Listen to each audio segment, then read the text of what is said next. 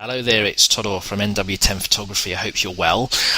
Today I'll be going through the steps I took in Photoshop and Adobe Camera Raw to get my image of that I called hands, builder's hands. Story behind this image is my builder just finished working for the day. It was getting quite late. Light was fading quite quickly, and I saw him start rolling this cigarette up to go with his coffee, and I thought, I'd love to take this photo. So I ran in, got my camera, and took a few shots. Now, it was quite low light, so I wanted to clean as far, so it meant that I had to open up the aperture a bit. In this case, I did shoot 1.4, but it got the desired effect. Nice clean file and good depth of field. Now, the process I followed to get from the original image, which is like this, to the final image like that, takes a few steps. Now, for this particular tutorial, I'm not going to take you from the original raw file and take it step by step by step. I'll just break it down to you by just highlighting each layer and telling you what I did. And the first point I've got to make is I work using smart objects and smart filters. If you don't know what that is, what it is when you open images in Camera Raw, you'll get this window, and obviously you get your adjustments here. Here it's usually says, for those of you that haven't set it up to open as objects, by default open image, and if you press shift, in this case I've got to release the shift button, it'll say open object. And that means that when you open it in Photoshop, you can always go back into the raw image whilst you're in Photoshop and make any other adjustments as required. If you like this particular style of working, there is a link here. It says Adobe RGB 8-bit.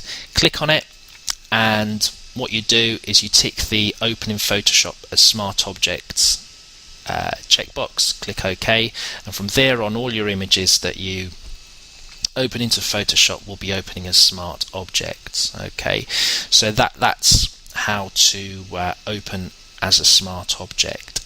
Now, there are three conversions that I did within RAW. The first one, okay, is very simple. I didn't do anything.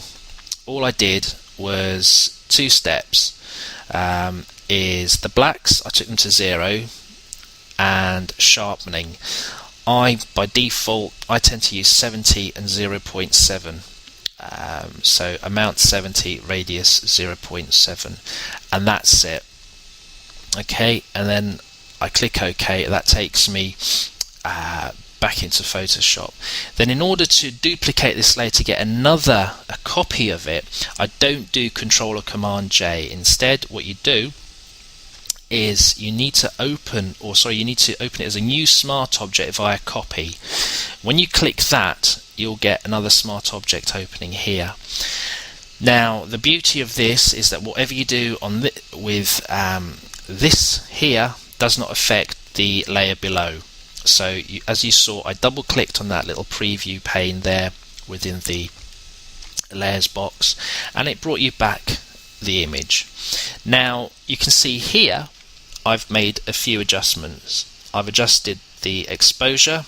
I made it to plus 0.25.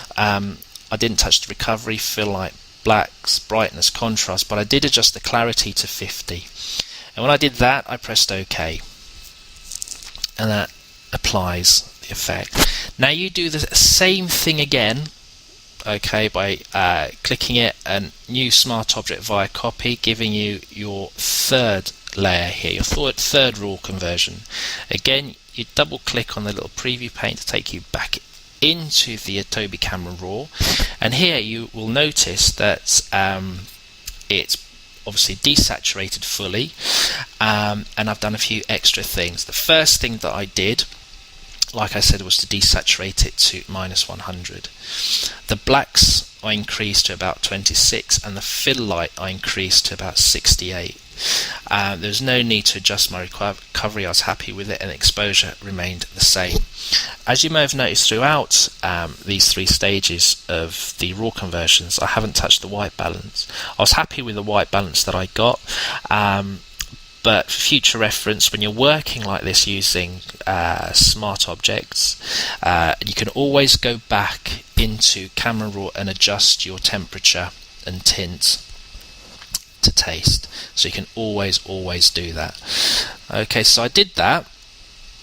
Okay, and when I did that, I went into filters, and because it was a smart object, I didn't have to click convert for smart filters. Instead, I just went to sharpen and unsharp mask, and that brought this dialog box here.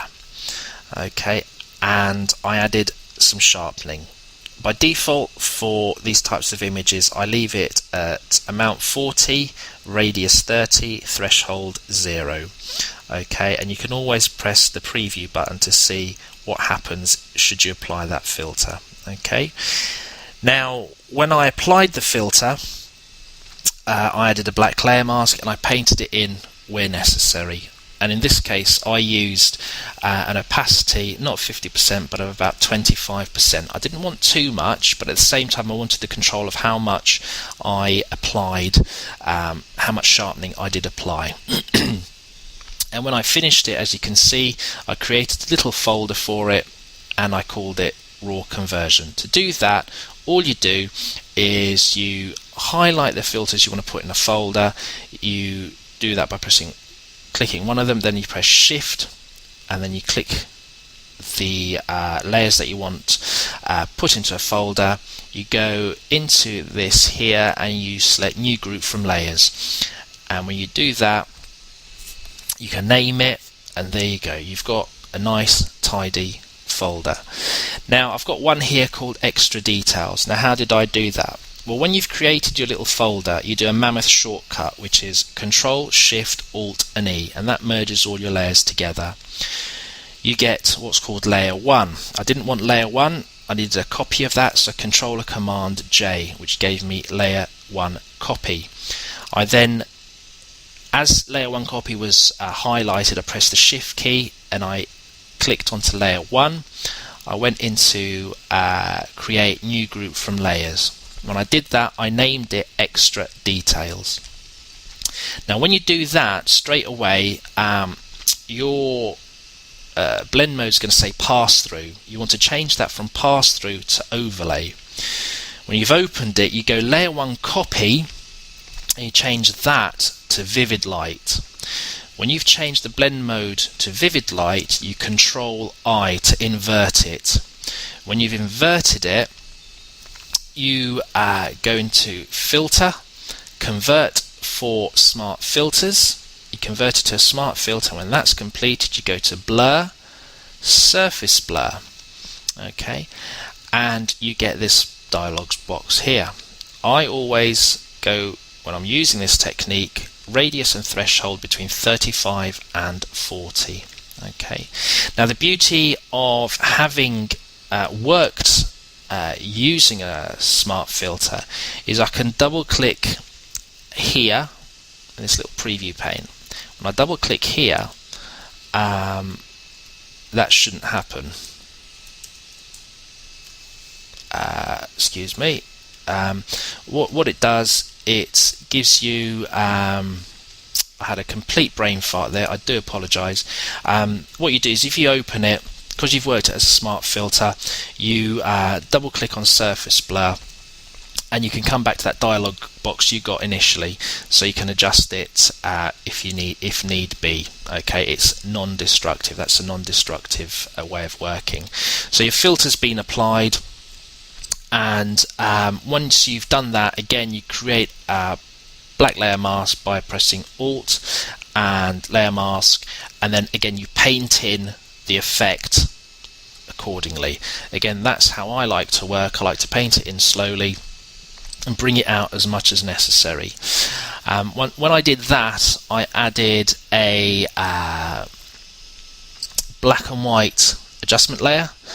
I played around with the different channels, just with the reds a little bit, and then I added a levels adjustment layer, and all I did was I adjusted it slightly here, the highlight slider, just brought it to the left a little bit, and then I did the final step, which was again using your Mammoth shortcut, which is Control Shift Alt and E, and went into Filter, Other, High Pass. I chose High Pass with a radius of 4. I clicked OK, not cancel like I did here, and then I changed the blend mode to overlay.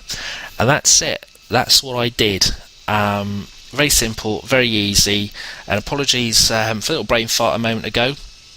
But that's it. That's how to do it. And that is the original. And this is your final image.